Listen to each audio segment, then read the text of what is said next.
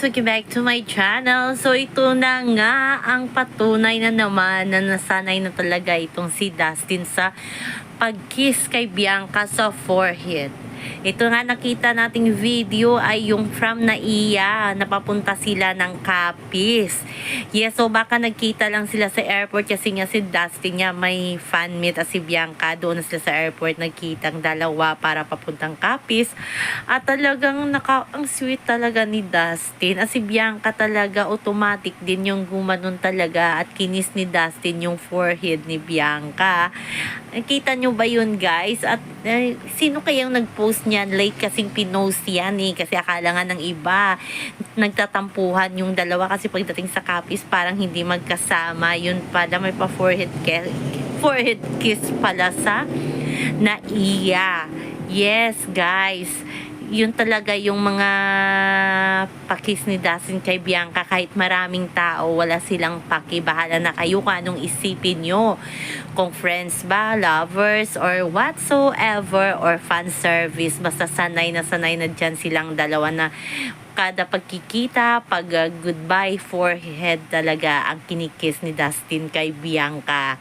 Sa kabilang banda, ang cute lang nang pumasok sila sa PBB kagabi ay napansin talaga ni Dustin itong si Caprice na tahimik daw.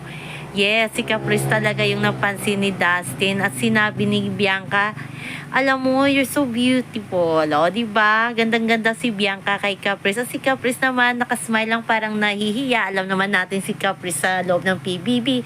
Nonchalant, kisses dilawin, tapos napaka-OC pang bata. As in, mahilig maglinis, maghugas. Dapat naka-arrange pa. Siguro nasanay talaga sa pagpabalaki sa kanya sa kanilang bahay.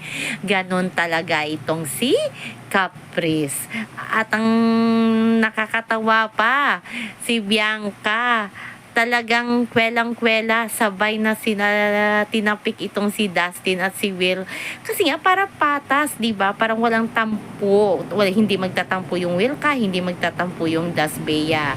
So, minsan intindihin din natin yung part ni Bianca. Di niya alam kung sino yung ipiplease niya. Kahit in real life, si Dustin ang jowa niya, hindi pwedeng sasabihin yan. Kasi nga, may love team din siya na si Will Ashley. Yung love triangle silang tatlo. So, abangan natin mamaya. Nandoon yung Team Savic at Team Laban sa Malabon. Ready na ang mga fans para mag-ingay. At alam ko, grabe na naman tong rambulan mamaya sa X. Kung sino ang pinabura na naman ni Bianca sa kanila.